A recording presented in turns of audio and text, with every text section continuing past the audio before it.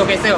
आज आप अच्छे होंगे। और गाइस आज की वीडियो में बहुत मज़ा आने वाला है। आज की जो लोकेशन है वो भी बहुत कम है और गाइस आपको भी यहाँ पे शूट करना है तो हाईवे के बाजू में है और आपको इसका एड्रेस चाहिए मैं आपको डिस्क्रिप्शन में बता दूँगा कि उसका एड्रेस ये कहाँ पे है। और यहाँ पे ऐसा कुछ नहीं है तो चलो जल्दी से वीडियो को स्टार्ट करते हैं।